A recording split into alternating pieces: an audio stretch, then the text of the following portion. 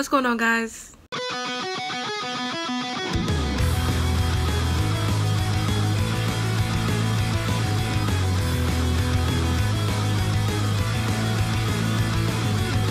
Welcome back to my channel. We have much to discuss today. Do you see this? We have much to discuss today. So, a lot of you were requesting an updated version or a part 2 of my 911 review that I put up a couple weeks ago. First, I just want to take a second to say that video blew up more than I thought it was going to.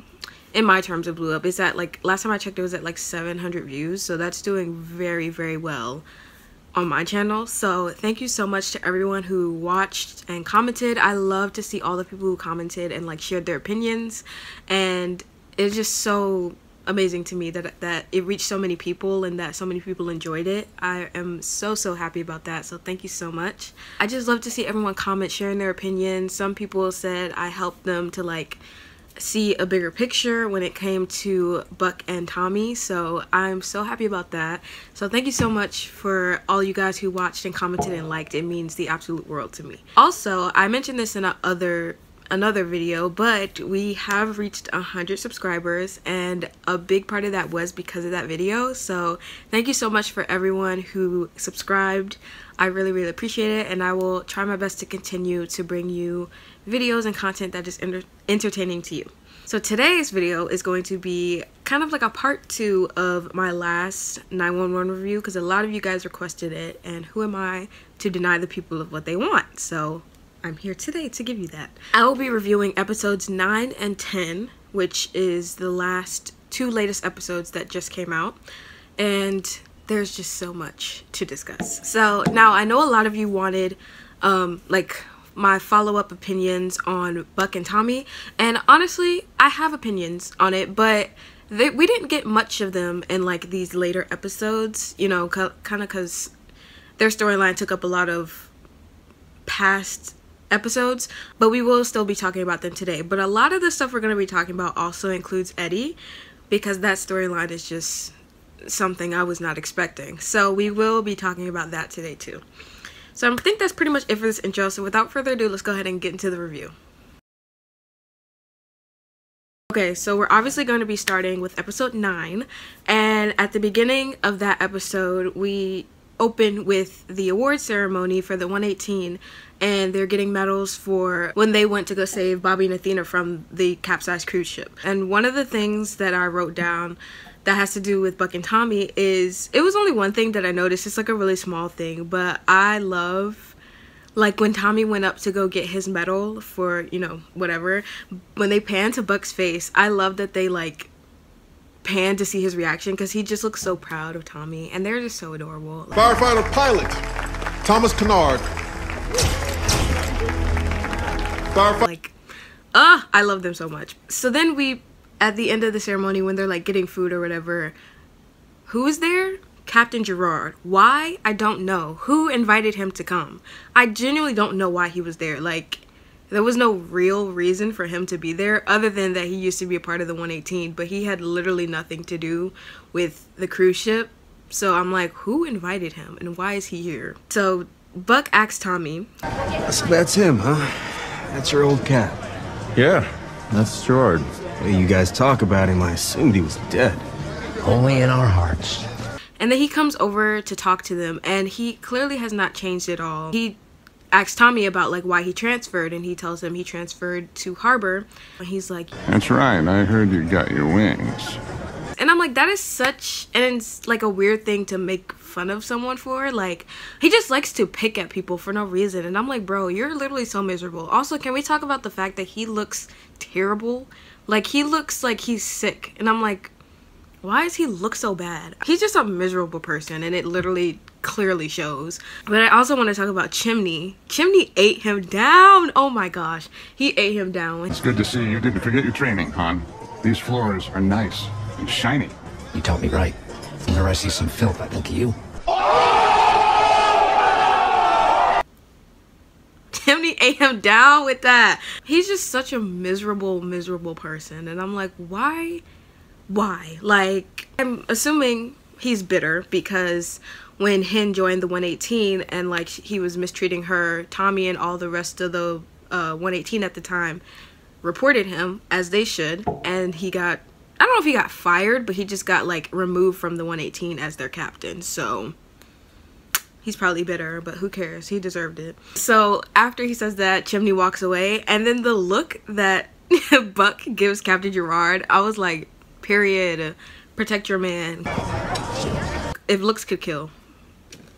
if only. I was hoping that was the last we were gonna see of Captain Gerard, but unfortunately it was not. If you know, you know. We will get to that later. Going forward from that scene, then we get to Eddie and his dead wife lookalike, Kim. Now, we actually are introduced to Kim in episode 7, I think. That's when Eddie first sees Kim. He's out with Marisol and Chris at the promenade, and they pass by this shop and he sees her and he's like, oh my gosh, she literally looks like Shannon. He sees her and this, okay, before I get into the actual like storyline, does anyone else feel as though we have not moved on from Eddie's storyline at all? Like, so I'm assuming, I don't remember exactly what episode Shannon passed away in, but I think it was season 3. And I feel like every time we circle back around to Eddie's storyline, it's just the same issue. Like, you know, it always revolves around, like, Shannon. And I get it. If you, especially the way he lost her, if you lose someone that means that much to you in such a tragic way, it can be incredibly difficult to get over them. Like, I get it. But it's like, bro, I'm so sick of this storyline. Like, every time we circle back to his storyline, it has something to do with Shannon. And I'm like, I really would just love to move on from this. I just want something different for Eddie. Like, I hate to see him, like, going through this for so long. We are in season 7, and we are still talking about Shannon. And I'm like, why? So I just wanted to know if anyone else felt like that, because I'm like, his storyline could be so much more, and then we just keep circling back to Shannon. And I'm like, God, it feels like I'm on a never-ending roller coaster.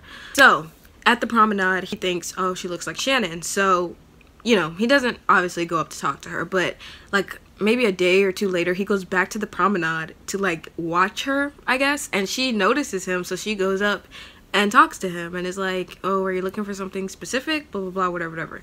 And, you know, they get to talking, and he's, like, infatuated by her. So then he does the only logical thing that he can think to do and starts to take her out on dates. And I was really, really hoping they would not turn his storyline into a cheating storyline, which I guess technically he didn't cheat. Everyone has a different definition of cheating. Some people think, you know, just hanging out with another girl is cheating. Some people think that kissing and like all that stuff is cheating, which it is. But in my definition, if you have a girlfriend, and it's all about your intentions, really. Like, if you have a girlfriend but you're taking this other girl out and your intentions are not just friendly, you're cheating. Like, in my definition, that is cheating, because his intentions were definitely not pure. Like, I don't think he was ever really gonna sleep with her. Even though he dreamed about it, though. Ooh, I forgot about that. He did dream about it, like sleeping with her. I just... because this has happened so many times, bro. He literally just needs to stop dating and go to therapy. Because, I mean, he was in therapy, but it wasn't for that. Like, he literally needs to go back to therapy and stay in therapy until he figures out whatever he needs to figure out. Because him hurting all these women just because he's not over his dead wife is not an excuse to keep hurting women. He's trying to fill that void within him with someone else when clearly it's not working. So I'm like, dude, there's a pattern, and the only common denominator is you. Okay, so moving on from that, we will revisit that later. We get to Bobby's storyline and him trying to leave the 118, and I'm just like, dude, why? I feel like I knew he wasn't gonna leave, because how could Bobby leave the 118? Like, he literally built that firehouse from the ground up.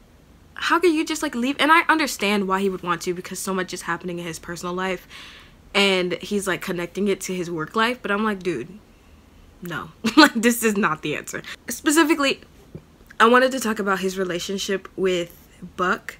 Their like father-son relationship is literally so adorable. I love it so much.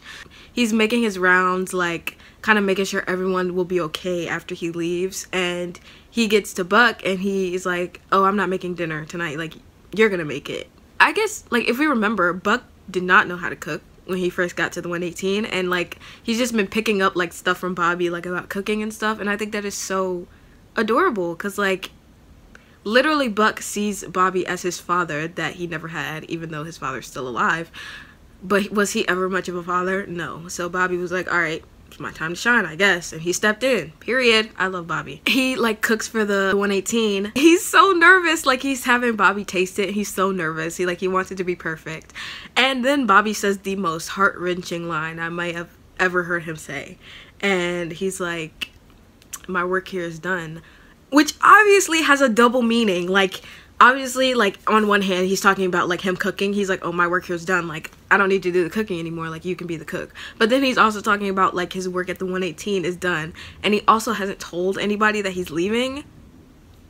That was the mistake. I was like, you're gonna leave the 118 and not tell them you're leaving until, like, everything's done. They're literally gonna hate you. Like, they might not hate you because, like, they love you. But Buck is gonna, like, obviously everyone would be devastated, but Buck would be literally so devastated, like, if he did that. And I'm literally waiting for the day where Buck slips up and calls Bobby dad. That would be so insane. Like, that would just be, because we already know that Bobby considers Buck a son, like his son or one of his children, and we know that Buck considers Bobby his dad. So I'm like, so when's it gonna happen? Like, that would just be so cute. Like, huh, so adorable. Okay, so then, I love this scene. So then we get to the end of the shift when Buck is in the locker room, like, packing up his stuff. And Bobby goes in there and he's talking to Buck. And he's like, I just wanted to tell you, you were on your A game today. Like, not just the cooking. Like, you really, like, outdid yourself in the shift. And Buck's like, thanks, Cap. Like, I really appreciate it. And then Bobby asks him, You going to see Tommy? Listen, I know we haven't really talked about him. What's there to talk about? Tommy's good people. He's good for you. How do you know that? Because we haven't had to talk about it. and it's the fact that Buck felt the need to talk to Bobby first about it. Like, obviously he was already with Tommy. Like, they figured that out. So that means, like, that just shows how much, like, Bobby's opinion means to him. Their relationship is so cute. I love it so much. But I just love that little detail. It, like, you could tell it meant Bobby's opinion means so much to him. Obviously, it could be because, like, this is his first male relationship and he's only ever dated women in the past, because in his other relationships, it didn't really matter. I mean, I'm not going to say Bobby's opinion didn't matter, because I think it probably did, but this one, you could tell it means so much more because he got so nervous when, like, Bobby brought it up. So then moving on from that, Buck is about to leave the firehouse because it's the end of the shift. And who does he see when he rounds the corner? None other than Kim herself with a tray of brownies. And when I tell you I was waiting for Buck to find out about Eddie and Shannon, whoa. When I tell you I was waiting for Buck to find out about Eddie and Kim, I was like, Buck is gonna... So she comes to the firehouse and she has brownies and she's looking for Eddie. And it's the way when she turns around, Buck is like, I'm looking for Eddie Diaz. Bruh, is that Shannon? Like, you can literally see it all over his face. He's like, who did you say you are again? And then, bruh, when she's about to leave and she's like, Place looks bigger in person than it does on FaceTime. FaceTime. I don't know what Eddie is doing. Like, this is just an insane storyline to me that they made him like a low-key cheater. Why? Like, this is so... Oh, I hate his storyline right now. I hate it. So then after that whole fiasco of Buck finding out about Kim, I know that man was zooming to Eddie's house like, I gotta find out what's going on. He gets to Eddie's house and he comes through the back door, which I find hilarious. So he confronts Eddie about Kim because he's like, who is Kim? Like, she came by the firehouse. And it's the way Eddie, like, tries to play it off as if they're just friends. Like, that is your best friend. He's obviously gonna know that you're lying. Like, in his head, he might think that he's just, like, trying to be friends with her. But I'm like, bruh, you're taking her on dates. And you're, like, staring at her like you want to marry her. Like, dude. you're not just friends. So Buck obviously is waiting for an explanation of like why this lady that looks like your dead wife came to the firehouse looking for you with brownies. You can tell like as he's explaining the situation of like how he met and like why they hang out, like he realizes how crazy he sounds. We. Yeah, me and Marisol and Christopher. Okay, great. They've met her. No. I mean, I saw her, and yeah, she looks a lot like Shannon. So I went back. So we struck up a kind of friendship, that's it. You saying this out loud, I'm like, this sounds actually insane. Like, you saw this lady at the promenade, looks like your dead wife, so you're like, oh, I just want to hang out with her as friends. He tries to like kind of justify it, like there's nothing going on, like we haven't kissed, we haven't had sex. I'm like, that does not matter. It's the emotional intention behind it. Like, you know, like he might not have been looking to make anything exclusive, but like that's the thing. I don't know what he wanted from her. He's like, I don't even want that from her. And Buck's like, okay, what do you want? Like, that is the real question. Because I'm like, if you're not looking to make anything exclusive and you're not wanting to like have sex with her, which good, I'm glad that's not the only thing you want from her, but like, what are you're just looking to keep her around? Because obviously she didn't know about Marisol, which I feel so bad for Marisol. Like, I know a lot of y'all like hate her because you're like buddy for life, but I'm like, dude, no woman deserves that. Like do you realize how insane that is? Like, you have a girlfriend and your son loves your current girlfriend and you're sneaking around with this girl that looks like your dead wife.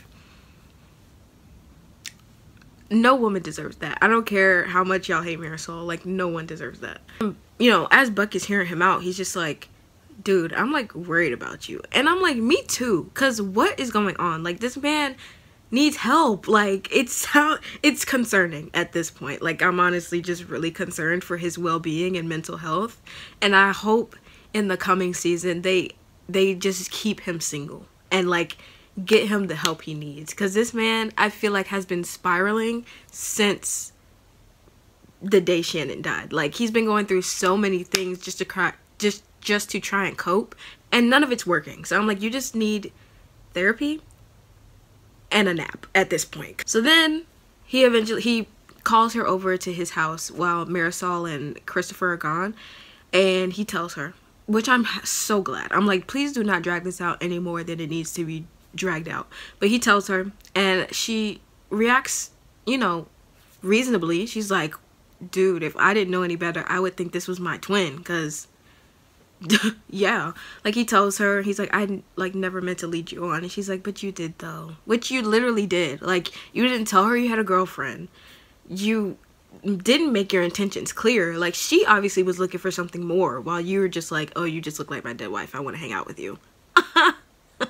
That's insane. So she obviously is reasonably upset, and she's like, I just don't even know what to say. And like, he vents to her about Shannon and how he just didn't get to say all the things he wanted to say and didn't hear all the things he needed to hear from her. Before she died, they did end on a kind of, I won't say a bad note, but it was going that direction because she wanted a divorce. So I understand the trauma behind it, because literally she asked for a divorce and then she like died. Crazy, which is why I'm so confused as to why he keeps dating, because obviously that is a tragic thing to get over by yourself. Like, you would obviously need professional help to get over something like that. So then we skip further into the episode where she shows up at his house as Shannon, and I was like, I already knew. As soon as I saw her, I was like, oh no. Like, I already know where this is going.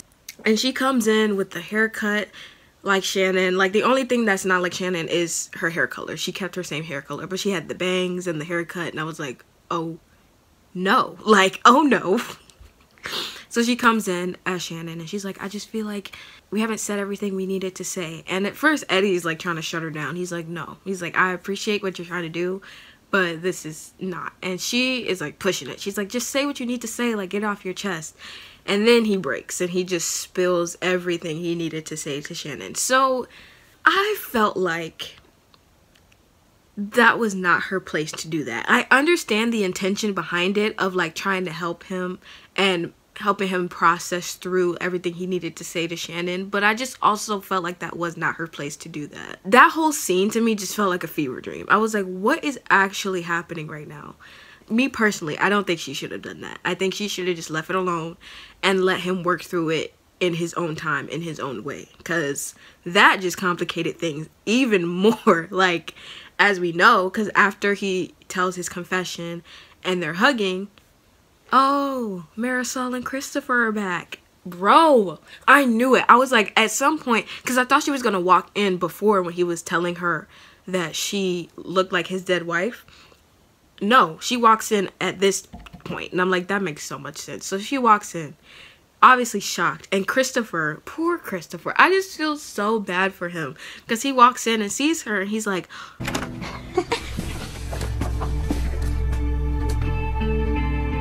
Mom?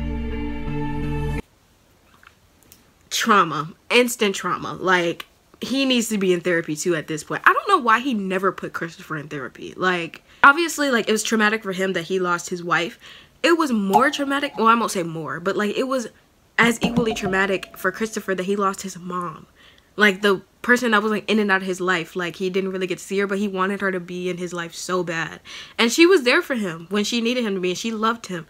And it's the way she just died, like, he didn't even get to say goodbye to her, is so traumatic. Like, I can definitely relate to that, but I would be just as concerned to put my kid in therapy, because I'm like, that is so traumatic. So that happens, and I'm like, this is about to be a circus. Like, this next episode is gonna be insane, because so much has happened in this one episode where I'm like, how are they gonna close this off? Because I know everyone's saying that episode 10 is the season finale, and to be honest, this is my first season of 911 that I'm watching, like, as the episodes come out.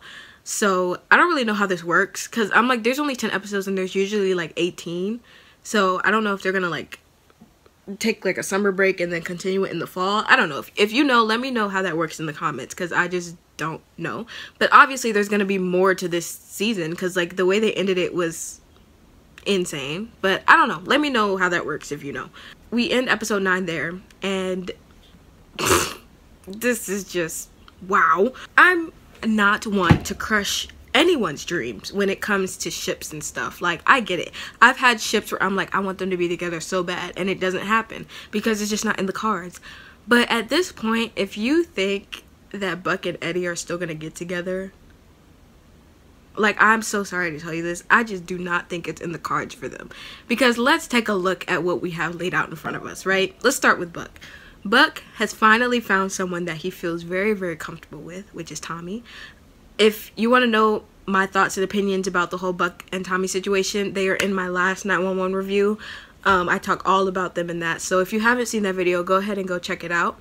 But I love them together. I think they should be in game. I had a couple people in my comments last time, most people saying that they thought the same and they want Tommy to be in game, but I had a couple people say that they didn't see it as realistic for his first male relationship to be in game, which to a certain extent I can understand that, you know, because it can be a bit of a learning curve when it comes to exploring your sexuality, and you don't know everything in your first like opposite sex relationship.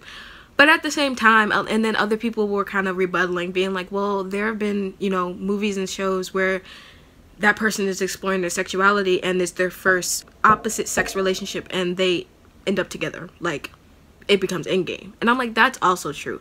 So, you know, it could go either way. Like, I could see both being like a definite thing happening in the storyline, but at the end of the day, I don't know. But all I know is I would really love it if Tommy was in game, because I just think they are great together. So Buck is finally finding himself in Tommy, and he really likes him, obviously, and they're getting really, really comfortable with each other.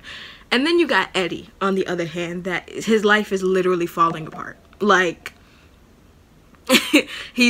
I'm pretty sure at this point he's lost his girlfriend, because he was sneaking around with this Kim that looks like his dead wife. His son, which we're gonna get into the next episode, but his son is like, obviously like, oh, I'm so done with you, like, this is just too much, like, which I understand. And like, Eddie is not ready for anything relationship wise. no, like he is not ready for anything. That man needs to be by himself for a little while before he gets back into the dating game. Because of course a lot of people think that Eddie is like, he hasn't discovered his sexuality yet, because some people think that Eddie's gay, like non-canon. And you know, I don't know, I don't really know how to feel about that. I'm not really sure, because a lot of people are like, well, you know, his women relationships aren't working out, so like why wouldn't he be gay? And I'm like, I'm not really sure. Like, once again, I don't know. But just at this point, I really, like, if I was sure I didn't see a way of them putting them together in the last video, I'm very sure of it now. That like, I really don't see a way for them to put them together now, because the way things are lining up with them, it's just not like connecting, like, you know. And also I feel as though if they did decide to put them together now, it would just feel very forced. And I know a lot of you in my last video were making comments like that it would just feel forced, and it would kind of ruin the friendship that they built so far. And I agree, honestly. I just don't think it's in the cards for them. I absolutely adore them as best friends. Like, that's just how I see them now. And as I said before, I used to be a buddy shipper, and now I'm just not. Like, I want them to stay friends, because they trust each other so much in that sense, that I just feel like if they got together, it would be weird almost. Like, they've had so many opportunities in the past to put them together, and it just hasn't happened yet. So I'm like, sorry for anyone who's like, this is crushing my dreams right now, but I just really honestly don't see a realistic way of that happening. Just my little like updated spiel on that whole thing, because a lot of you wanted to know my like updated opinions on it, and they're really still the same, honestly. Like, nothing has changed for me. So yeah, so moving on from that rant, we're gonna move into episode 10. We open episode 10 with, well, we don't open it like this, but in episode 10, so Eddie calls Buck over to help him with Christopher, because Eddie's trying to talk to Christopher after that whole thing happened with Kim, and Christopher is understandably upset. Like, me and my mom were watching the episode last night, and she's like, why is Christopher mad at his dad? And I had to think about it, and I was like, I really don't know. And I don't think it's the fact that he's really upset with his dad. It's just the situation is upsetting, which is understandable, because this boy has been through so much with his dad when it comes to his mom and like girlfriends and stuff like that, that I think Christopher is just tired. He's like, I'm so tired of this like back and forth with you and my mom. Like, she's dead and I thought she was back and she's not. So understandably he is upset at the situation. So he calls Buck over to hopefully, like, he hopes he can talk to Christopher, and Buck is just like, I don't know how to explain this. I don't need you to explain to him. I need you to check in on him. I'm worried. He won't come out. I love that, because I love that he trusts Buck enough to call him, to be like, just check on him. Like, I know you'll be able to get through to him, because Buck and Christopher's relationship is like this. Like, they are so close. He obviously sees him as like a son at this point. Before Buck can even go to talk to Christopher, the doorbell rings, and at first Buck is like, is that Marisol? And Eddie's like, not a chance. Like, I don't even think she's gonna come back at this point. Like, they really did her character dirty. I really think they should have, like, I don't know, like, I just want to hear from Marisol, bro. Like, we haven't heard from Marisol in so long, and I just want to know her thoughts, like, you know, about the whole situation. Maybe we will, but I just don't really see it happening. But anyways, he opens the door and it's his parents. And as soon as I see them, I'm like, oh gosh. Like, I don't hate his parents. I don't really have an opinion on his parents. Like, but I just knew that Eddie was going to be upset that they were there. And I was like, God. So then, moving on from that, we will revisit that whole parent situation later. But moving on from that, then I'm going to skip to the scene where Buck and Tommy have dinner. Now, we've been really getting, like, it's been scarce that we get Tevin content this late in the season, because, you know, they've already kind of established their relationship, so there's no reason to really keep them in the main storyline. But we have been getting little snippets of them, and I'm like, yes, I love to see it. So they're having dinner at Buck's place, and Buck is telling him about Bobby, how he was in the hospital, and how he's recovering. So Tommy is asking, like, so he's gonna be fine? He's like, yeah, they're just gonna keep him in the hospital for a few more days and then he should be good. So then Tommy makes a joke and is like, I feel like you guys at the 118 should have your own dedicated wing at the hospital. Yeah, I know, right. and Tommy like kind of notices his face, like he's like, I don't know, like holding something back, like he's not telling him everything. So he checks in on him. He's like, are you okay? And Buck tells him that he really thought that they were gonna lose Bobby this time, which honestly I did too, because when they said that his heart was stopped for 14 minutes, I was like, how is he still alive? Like, that is honestly a miracle, because 14 minutes for like that amount of time for your heart to be stopped, how did they revive him? And I really thought that he was gonna come out of that, like, I guess coma with some type of defect, like maybe a speech impediment or maybe trouble walking. He literally was like in perfect health. So I was like, that is crazy. I don't know how they swung that around, but whatever. He tells him he sees Bobby as like a father figure, like he's the father he's never had. And Tommy's like, Your father's alive. Exactly. which I thought was really funny. But I'm like, bro, think about his parents. His parents are terrible parents. Like, his dad was not there, his mom was not there, they were just people living in his house. And I'm like, wow, I just can't even imagine. And I know like so many people in real life who deal with that, like their parents are there physically but not emotionally, and I just can't even imagine like going through that. Like, that must be so traumatic, like as a child growing up in that environment. So Tommy then, you know, admits to Buck that he's kind of jealous of him and Bobby's relationship, because he tells him about his relationship with his father. My dad and I don't really talk. And when I was at the 118, I had Gerard, which did not make me a better person. Come to think of it, Captain Gerard was like having the dad I already had.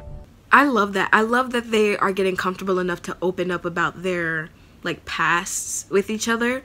Like, at this point, I don't know how long they've really been seeing each other, but I love, you can see how comfortable they're getting with each other, that they're willing to share such, I don't know, I don't want to say traumatic, but like just things that have hurt them in the past about their family and their parents and stuff. I think that says a lot when it comes to their relationship. So then at the end of the like conversation, Buck makes a joke. He's like, So maybe we both have daddy issues. I don't. What you think I do? God, I hope so. sir, what do you mean by that? What does that mean? Because I was like, we just gonna move past that? Like, he didn't say, bruh, sir, I'm gonna need you to tell the court what you mean by that. I'm gonna need you to elaborate, because that was an insane thing to say. And then the look he gave after, stop, literally deceased on the floor. Like, what? But like I said in my last episode, Tommy is just so like cool and calm and collected. I will say it, I will die on that hill. He'd just be saying stuff like it's the most normal thing in the world, and I'm like, we're not gonna talk about it? Okay. Whatever. But yeah, I love the way their relationship is progressing and the way it's looking.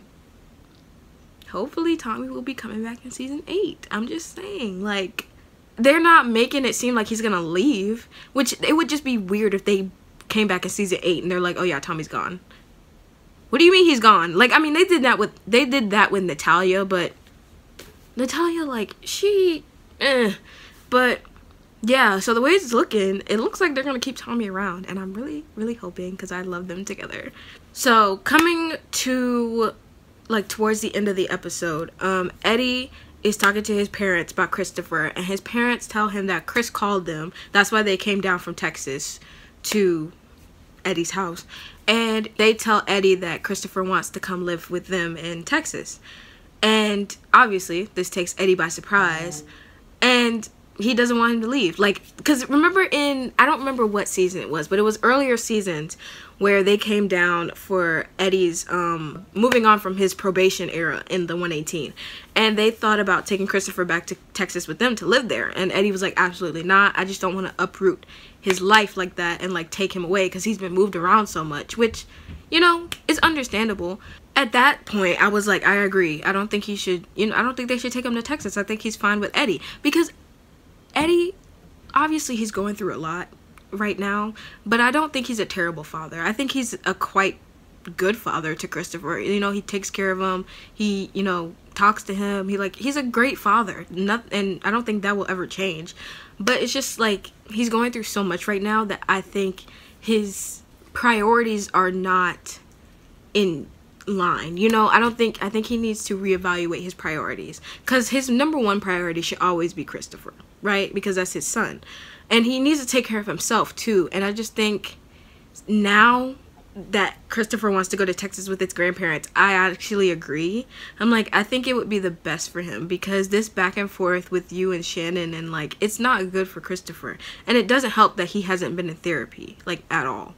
So I actually agree. And like, his mom was like, he's 13, shouldn't he have a say? Which 13 is still very young, but you know, sometimes kids know what they need when it comes to stuff like that. So when they were talking about taking him to Texas, I was like, that probably is the best thing for him, because I think Eddie just needs to take a beat and reevaluate his life and go to therapy and just get help before he thinks about anything else. So once he's, you know, packing up to go to Texas, Buck goes and tries to talk to him, and he is kind of relating to him in the sense of like the situation, because the situation might not be the exact same, but he's relating to him in the sense that like, when you're younger, you think your parents do some of these things on purpose to like hurt you, but then as you get older, you realize they're just humans too, and they make mistakes, and this is their first time living.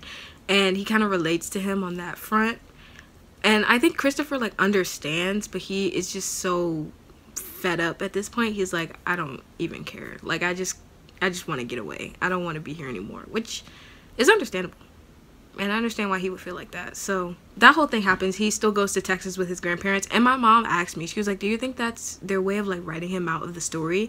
And I really thought about it, and I was like, I really don't know. But I hope not, because that would be a really devastating way to write him out of the story. Like, he's mad at his dad, so he's like, oh, I'm going to Texas with my grandparents. That would be a really devastating way to write him out. Like, I would hope they would kind of write him out on a happy note. Yeah, that would be a really, like, sad and devastating way to write him out. So I hope this is not the last time we see Christopher, but if it is, that's sad. So moving on from that, we're now at the end of episode 10. And so everyone's at the firehouse, the 118, and they don't really expect Bobby to come back so soon, since he had a literal heart attack that stopped his heart for 14 minutes. So they're expecting him to be acting captain, because that's her title. When Bobby's not in, she's active captain. And, you know, I guess they looked over it and they saw that she wasn't active captain. So they asked her, she's like, No Captain Wilson today. I do believe I've been replaced. Replaced? By who? So then Bobby walks in and they're like, oh, Bobby's back? Like, I didn't think he would be back so soon. Good. What? He's back! Don't break him, Buck. We just got him out of the shop. Right. Sorry. And like, everyone's happy, and I'm like, yay. And then on a happy note, not so fast, because then guess who walks out? Nash, what are you doing here? Gerard, I feel like I should be asking you the same question. I'm captain of the 118. Are you freaking kidding? Are you literally kidding? Why?